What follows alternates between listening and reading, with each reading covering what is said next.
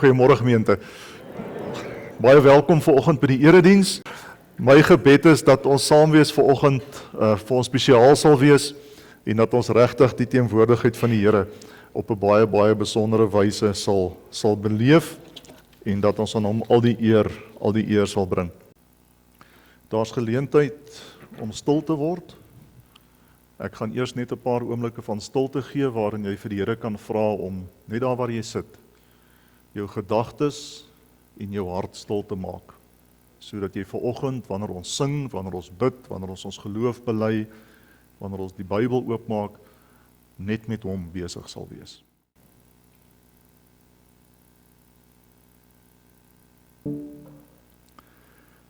Here, omdat U leef, sien ons kans vir môre. Omdat U leef, het ons geen vrees nie. Omdat U leef as die lewende Here, aanbid ons U vanoggend. Amen. Gemeente, ek groet julle vanoggend in die naam van die drie-enige God, Vader, Seun en Heilige Gees. Vir ons kindermoment vanoggend geluk hê, die kinders moet by julle mammas en pappas bly sit, want ek gaan as ons klaar die opsomming van die wet gelees het vir julle verduidelik hoekom ek dit vanoggend so doen.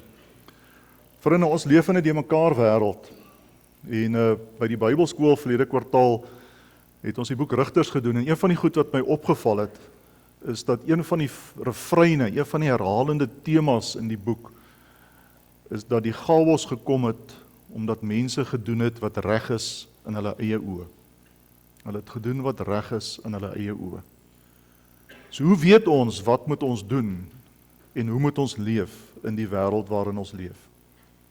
Wel, die Here het vir ons padtekens gegee en ek is seker kinders, julle weet wat padtekens is. Wie kan gou vir my sê van die kinders waar julle sit, wat se padtekens is daar? Enige padteken.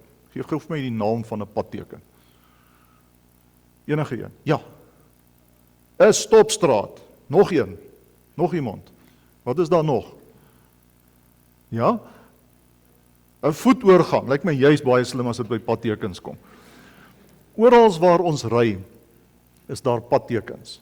En vriende, die padtekens is nie vir ons gegee om ons lewens sleg te maak nie. Dit is nie vir ons gegee om ons lewens moeilik te maak nie. Dit is gegee om ons veilig te maak. Om te maak dat ons voorspoedig kan ry wanneer ons motors ry, wanneer ons met ons motors ry. En die Here het vir ons in ons lewe ook sulke padtekens gegee.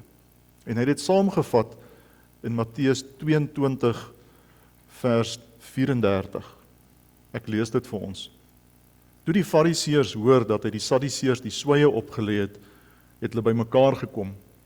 Een van hulle, 'n wetskenner, het vervolgens 'n vraag gestel om hom te toets. Meester, wat is die belangrikste gebod in die wet?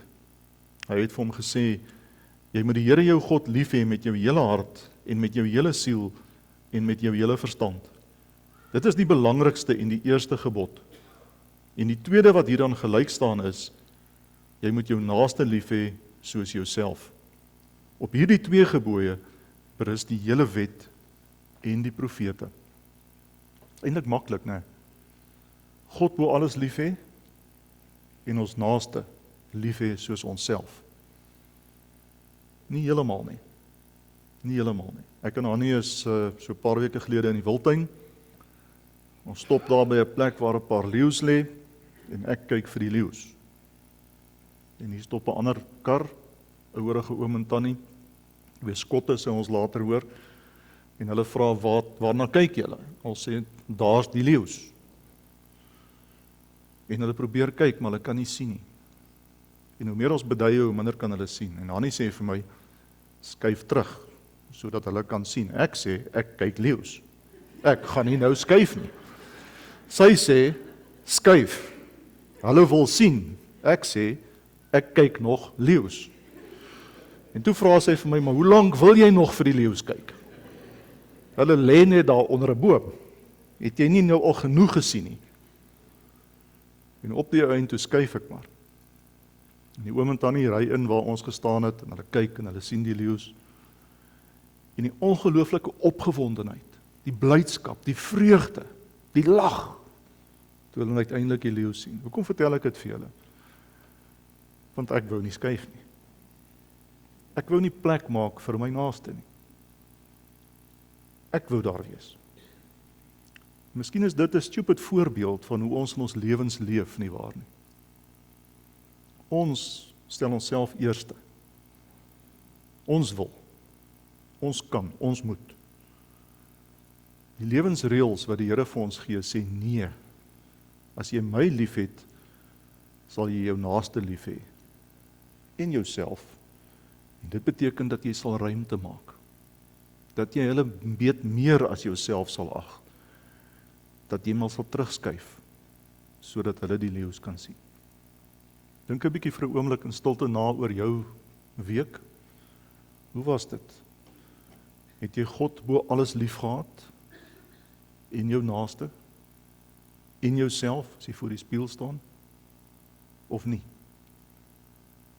As die antwoord nee is, wil jy nie net vir die Here vra om jou te vergewe en vir jou te help om van voor af te begin nie. Want vriende, as ons dit reg kry, dan kom daar vreugde en blydskap in hierdie wêreld. 'n Paar oomblikke van stil gebed.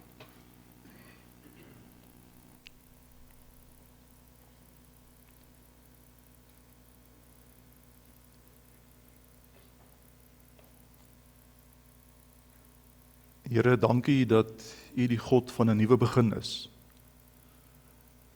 En dat ons dit wat agter ons lê, agter ons kan los. En saam met U vanoggend nuut kan begin. Ons bid, Here, dat U in hierdie week vir ons sal help om U bo alles te eer en om ons naaste lief te hê soos onsself. Want dan word hierdie plek waar ons is 'n beter plek. Help ons asseblief daarmee in Jesus se naam. Amen. Ons gaan staan in ons geloof bely en dis nou die rede hoekom ek wil hê die kinders moet vanoggend by hulle ouers bly sit het. Pappa en mamma het lank gelede beloof toe jy gedoop is dat hulle jou gaan grootmaak as iemand wat die Here ken. En ek wil hê die gesinne wat hier is, egpare kan dit ook maar doen, met mekaar se hande vat as ons nou staan en ons geloof bely. En ek wil hê julle moet luister na mekaar se woorde. Julle kinders moet luister na wat pappa en mamma sê, of pappa sê of mamma sê, wanneer ons hierdie geloof bely, sodat jy kan hoor dat hulle regtig in Jesus Christus glo. En ek wil hê jy as ouers moet luister na wat jou kind sê. Luister na jou man, luister na jou vrou. En kom ons herinner mekaar op hierdie manier dat ons glo in die drie-enige God, Vader, Seun en Heilige Gees. Kom ons staan, dan doen ons dit hardop saam.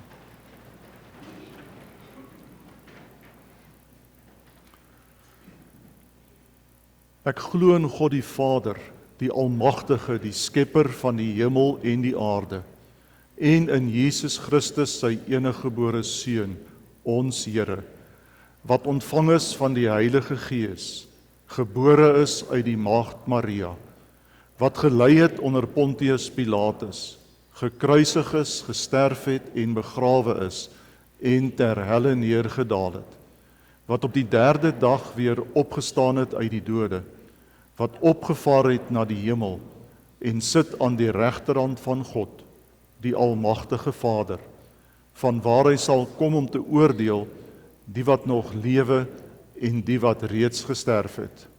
Ek glo in die Heilige Gees.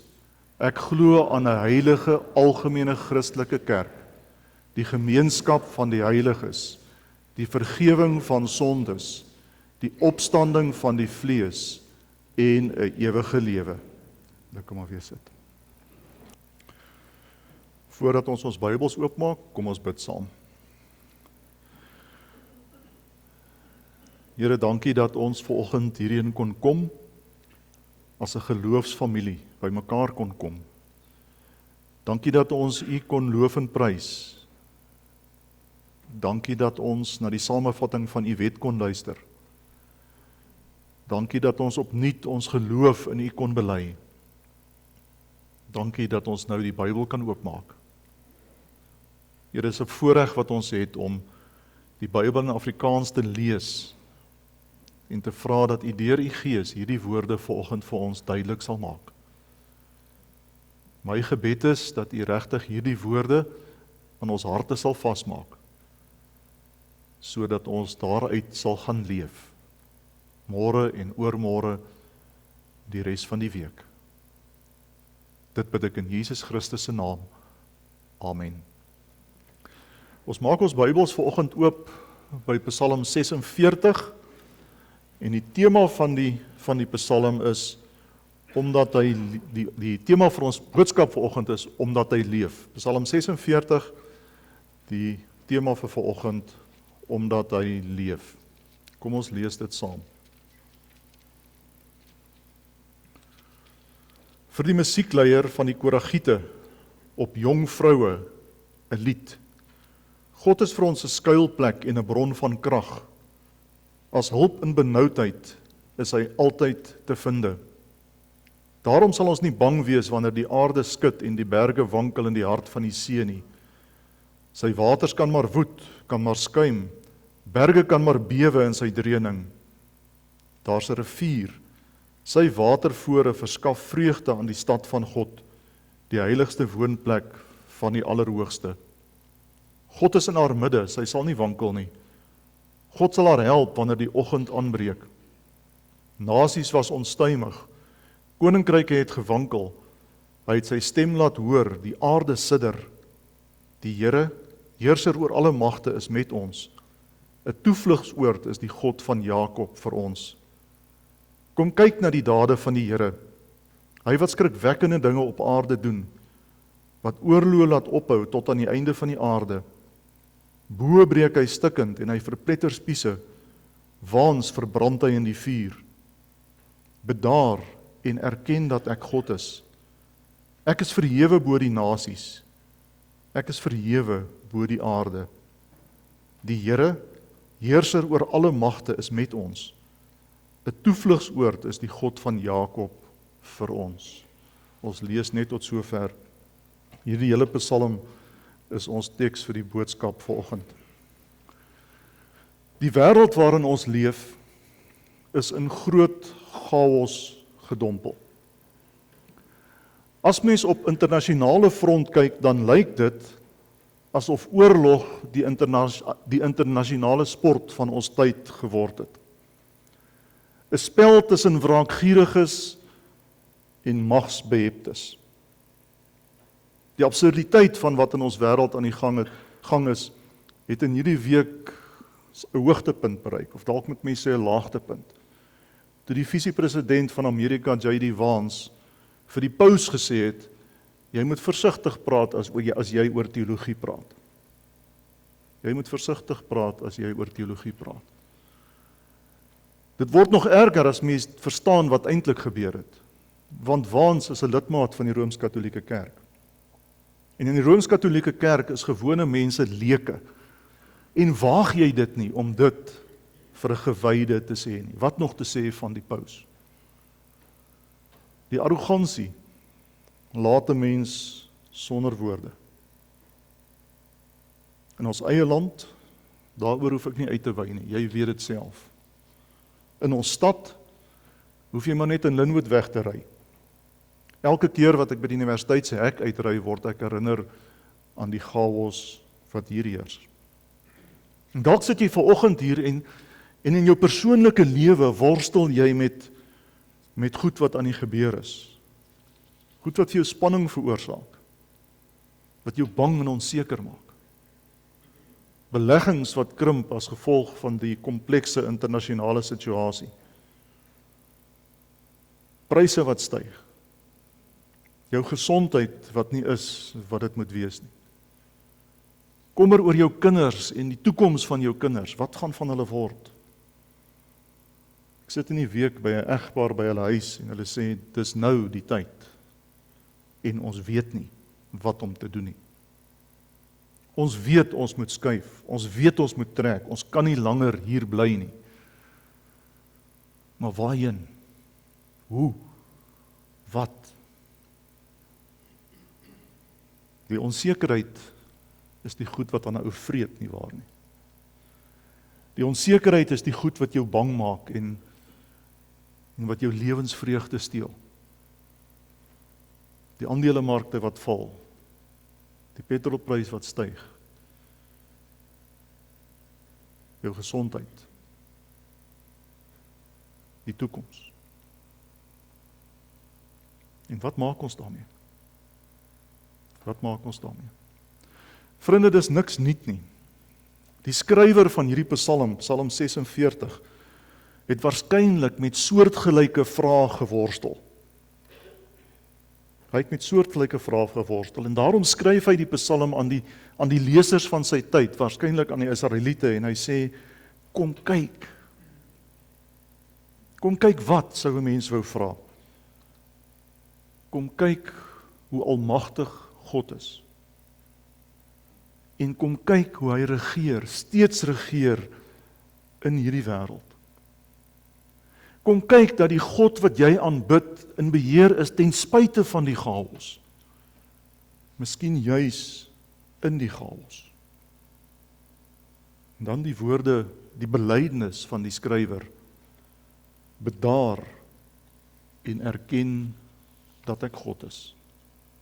Bedaar en erken dat ek God is. En miskien is dit die woorde wat ons vanoggend veral moet raak lees. Die vraag is hoekom hy dit sê.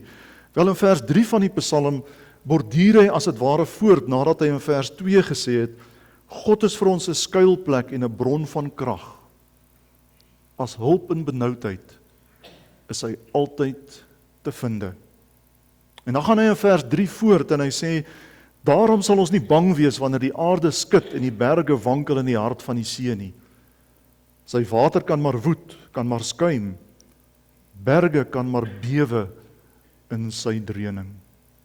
Hoor jy mooi wat hier staan? Die kragte van die natuur kan die skepping maar in chaos dompel. Maar ten spyte daarvan bly God steeds in beheer. Waarom? Wel omdat hy die skepper van dit alles is. En dit was een van die kernbelydenisse van die ou Israel, dat die God wat hulle aanbid het, die God is wat hemel en aarde gemaak het. Daarom het hy beheer uitgeoefen oor die natuur.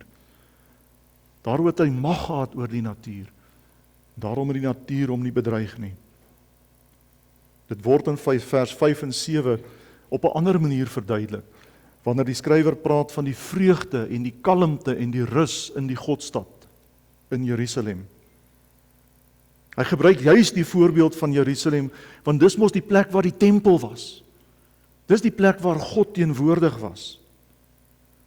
En as mens mooi lees, dan is daar 'n teenstelling tussen die strome van die Godstad, die strome wat vreugde en vrede en blydskap bring, met die onstuimigheid van die see, wanneer die berge daarin wankel. Hierdie strome was waarskynlik afkomstig van die fontein van Gion. En Hiskia was die koning wat 'n tonnel laat bou het tot binne in Jerusalem, sodat die water tot in die stad kon vloei en vir mense vreugde en vrede en gemak kon bring. En die skrywer sê hier, omdat God in die stad is, sal die stad nie wankel nie. Dit gaan nie net oor God se mag oor die natuur nie. Dit gaan nie net oor sy beheer oor die skepping nie. Sy teenwoordigheid in die Godstad bring vrede en rustigheid. Maar sy beskutting word ook op 'n derde manier baie duidelik in die Psalm beskryf. Vers 7.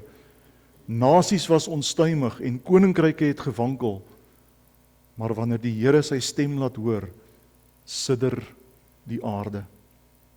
En daarom kan die skrywer van die Psalm in vers 9 sê, kom kyk na die dade van die Here. Kom kyk na die skrikwekkende dinge wat hy doen. Hy laat oorloë ophou. Hy breek boë stukkend. Hy verpletter spiese. En hy verbrand waans in die vuur. Vers 11 wil die skrywer van die Psalm as dit ware alles bevestig waarin hy die Here self van die woord stel en sê, bedaar en erken dat ek God is. Ek is verhewe bo die nasies. Ek is verhewe bo die aarde. En as dit waar is, as dit waar is, dan sluit hy die Psalm af in vers 12, met dit wat hy reeds in vers 8 gesê het. Die Here, heerser oor alle magte, is met ons. 'n Toevlugsoord is die God van Jakob vir ons. Vriende, ons moet hierdie woorde moet ons mooi hoor en raak hoor, ook in die tyd waarin ons leef. Ja, maar Johan, die skrywer het nie in ons tyd geleef nie. Hy het daarom nou nie geweet van die leiers wat ons van weet nie. Hy het nie die chaos van hierdie wêreld geken nie. Hy het nie geweet van die straat van Hormuz nie. Hy het nie geweet van die chaos in Suid-Afrika en in Pretoria en dalk in my eie lewe nie. En jy's reg. Die skrywer van hierdie Psalm het nie daarvan geweet nie. Maar weet jy wie het geweet? Die God van hierdie Psalm weet. Die God wat in hierdie Psalm beskryf word, wat mag het oor die natuur, wat oorloë tot 'n einde bring, wat vrede bring, is steeds in beheer. Hy is die God vir wie jy en ek aanbid. Dis die God wat ook in ons tyd in beheer is. Die God van Jakob wat sy kinders beskerm in tye van nood en onheil en onrus. Jy het dit dan sopas bely.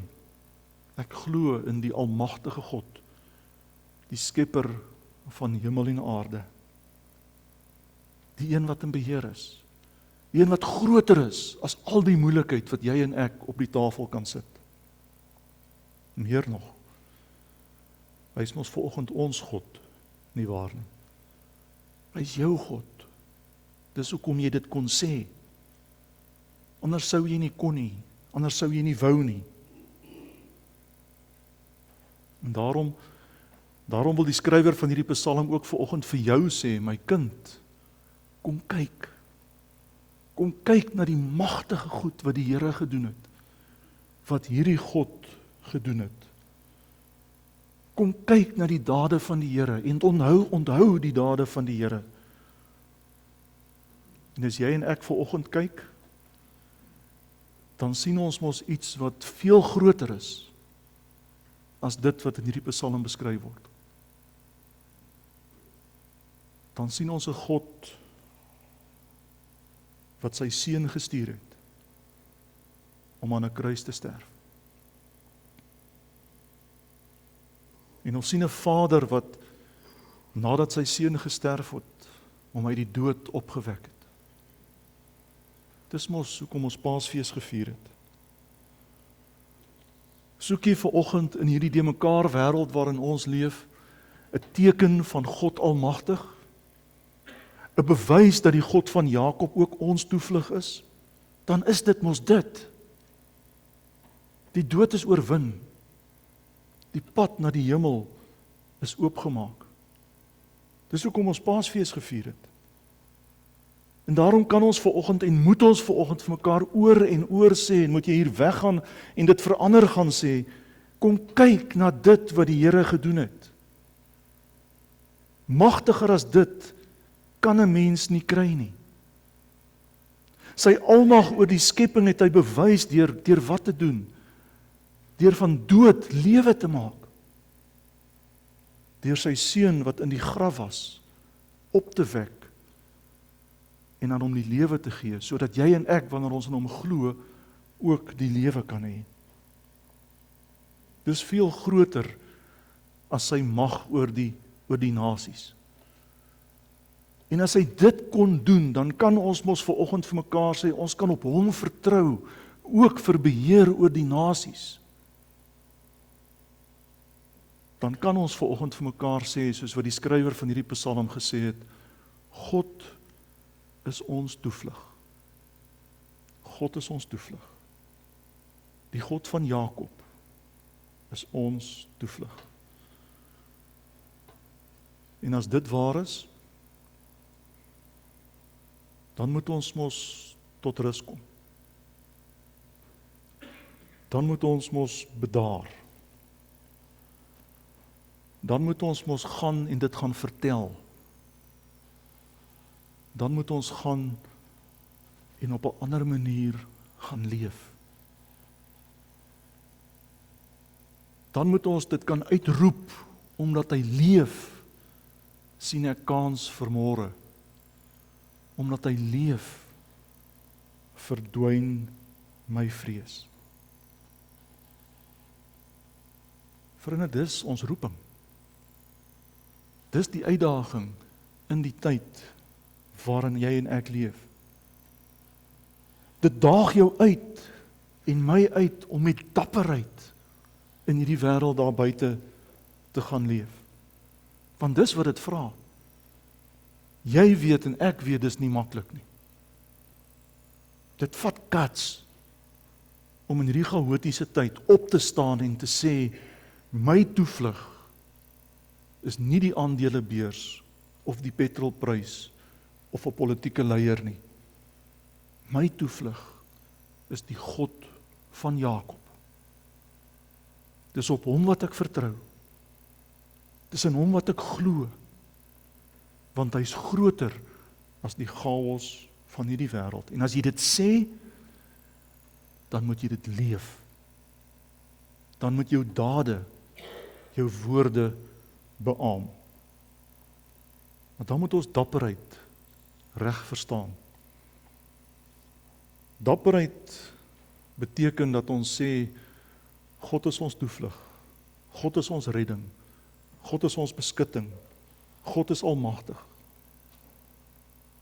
En as dit waar is, dan daag dit ons uit om as dit ware met weerloosheid en diensbaarheid in hierdie wêreld te leef. En dis iets anders as die dapperheid wat ons rondom ons hoor en sien.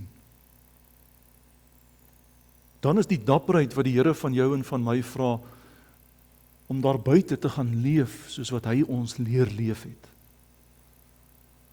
Om hom bo alles lief te hê. En om ons naaste lief te hê. En om na onsself te kyk. Dan beteken dit dat jy en ek moet ophou beklei en veg en dreig met ons woorde. Dalk veral met ons woorde. En dat ons vredemakers moet wees. Jy onthou mos toe Jesus beledig is. En jy onthou mos wie hy was, nie waar nie. Die seun van die lewende God. Gevang, gemartel, beledig, gespot, geslaan, gevloek. En hoe het hy reageer? Gaan lees maar wat sê Petrus daarvan. Hy het nie terugbeklei nie. Hy het nie teruggevloek nie. Hy het nie teruggeskel nie. Hy het beskutting gevind by sy Vader. Hy is die volmaakte voorbeeld van iemand wat sou sê, die God van Jakob is vir my 'n beskutting. Paulus het iets daarvan verstaan en daarom skryf hy in sy brief aan die Korintiërs, 2 Korintiërs 12 vers 9 tot 10, lees dit saam met my. Maar hy het vir my gesê, dis die woorde van die Here, my genade is vir jou genoeg. En kyk mooi wat sê hy dan. Want my krag word in swakheid volbring. Daarom sal ek my baie liewer op my swakhede beroem, sodat Christus se krag my kan beskut. Terwille van Christus verheug ek my in swakhede, beledigings, ontberings, vervolgings, benoudhede, want wanneer ek swak is, juist dan is ek sterk. Ek wil vir jou 'n oomblik gee om dit net weer self te lees. En veral te fokus op die laaste reël. Wanneer ek swak is, juist dan is ek sterk. 'n Paar oomblikke lees dit net self weer.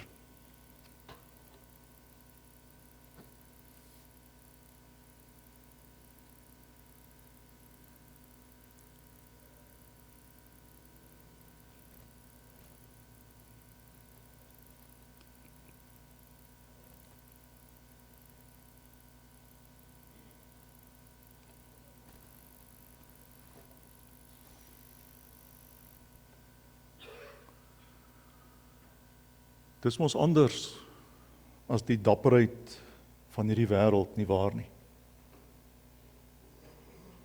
Dis anders as die dapperheid waarmee mense mekaar met hulle woorde verwoes, waar die sterkste een die wenner is, waar die een wat die meeste bomme kan gooi homself as die wenner verklaar, en sommer as Jesus ook. Wanneer leiers mekaar op sosiale media vloek en skel en uithaal, weerloosheid, dapperheid vir 'n Christen, vra iets anders van jou. Dit vra iets anders van jou. Dit vra dat jy minder van jouself moet dink, sodat jy meer van God kan dink. Dit vra dat jy jouself kleiner moet ag, sodat God groter kan wees in jou lewe. Weerloosheid vra dat ons moet ophou om onsself groot te maak en vir almal te vertel hoe goed ons is, want dis mos die narratief. En God moet groot maak.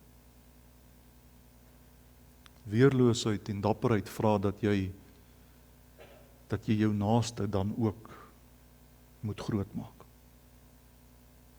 Omdat jy 'n kind van God is. Dis eintlik eenvoudig. Dit beteken dat jy en ek in die chaos waarin ons onsself bevind, totaal oorgegee aan God moet leef. En dan moet ons onsself ook aan ons naaste gee. Dan skuif jy maar terug sodat ander die leeu's kan sien. Jy skuif maar sodat ander kan sien. Want dit hoef nie groot goed te wees nie. Dit hoef nie groot goed te wees nie. Dis dalk 'n bietjie van jou kosbare tyd wat jy afstaan om iemand te help wat 'n guns vra of wat jou hulp regtig nodig het. Dalk vra hierdie dapperheid en weerloosheid van jou dat jy iemand moet besoek en jy het regtig nie lus om dit te doen nie. Want jy het nie tyd. Maar jy doen dit tog. Dalk vra dit van jou om net jou man of jou vrou 'n drukkie te gee. Vir jou pa of jou ma, vir jou kinders. Dalk is hierdie dapperheid om op 'n Vrydagmiddag 'n hamburger hier by die kerk te kom maak en 'n patty te braai. So eenvoudig soos dit. Want jy moet verlof vat by die werk om dit te doen. Dit vra iets van jou. En dit sê iets van jou. Dalk is dit so eenvoudig soos om vir jou kleinkind te vertel dat jy in Jesus Christus glo. Of vir jou kinders te sê, ek bid vir julle elke liewe dag. Dalk is dit 'n woord van aanmoediging aan iemand by die werk.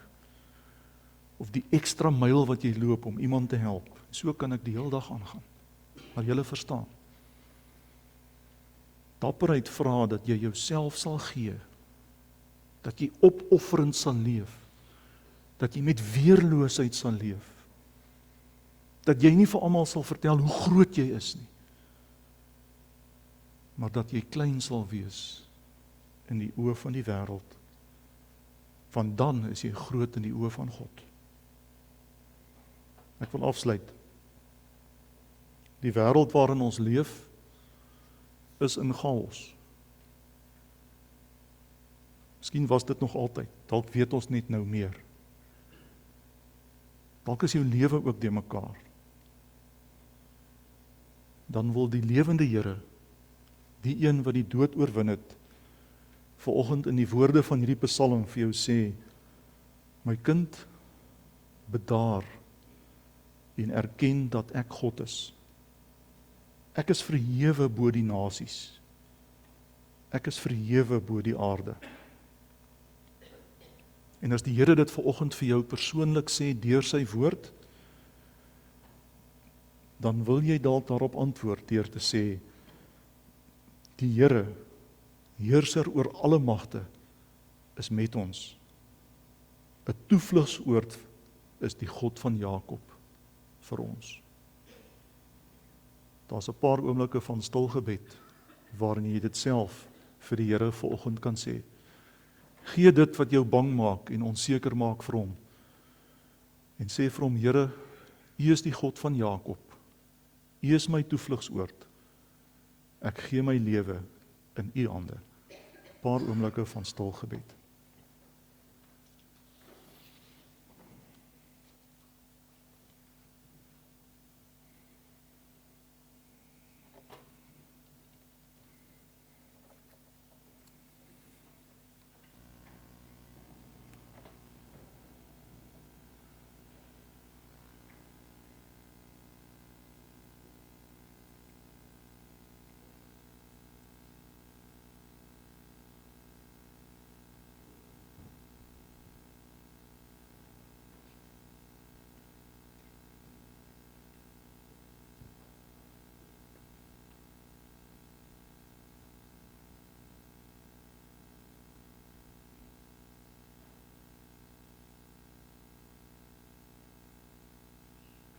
Here, baie dankie dat ons vanoggend dit kan sê, kan bely, kan glo, dat U vir ons 'n toevlugsoord is. En as ons dit sê, dan bely ons ook dat U die God is wat groter is as hierdie wêreld en die skepper en die skepping van hierdie wêreld, want U is die skepper. U is groter as die magte in die nasies, want U is God. U is ons God, deur ons geloof in U Seun Jesus Christus. Help ons, Here, dat wanneer ons hier weggaan, ons dit nie net sal sê nie, maar dat ons dit sal leef. Dat ons dapper sal wees en onsself weerloos sal maak, sodat ons U groot kan maak en U groot kan word. Bid vanoggend vir elkeen wat hier is. Dink in besonder aan Johan en Sanelda met die heengaan van Johan se pa, aan Wilna Burger met Jakob se afsterwe. Here, U is die groot vertrooster. En ons vra dat U regtig vir hulle as families styf sal vashou. Ons bid vir elkeen wat siek is en wat bekommerd is en wat bang is. Dankie dat U deur U Gees in ons woon. En dat U, o Gees van God, ons kan bekragtig, ons kan rustig maak, en dat U ons geloofsoë kan oopmaak. Doen dit asseblief vir elkeen van ons. Ek bid vir die week wat voor lê, Here, dat ons in hierdie week veilig sal wees in U hande. Help ons dat ons van U sal getuig, van U sal vertel, vir U sal leef. Dit bid ek in die naam van Jesus Christus. Amen. Mag die wind in hierdie week van agter vir jou waai. Mag die son helder oor jou skyn. En mag dit, wanneer dit reën, die reën saggies oor jou uitsak. En mag jy veilig wees in die hande van ons Here, totdat ons mekaar weer sien. Die enige God, Vader, Seun en Heilige Gees, seën jou volgend. Amen.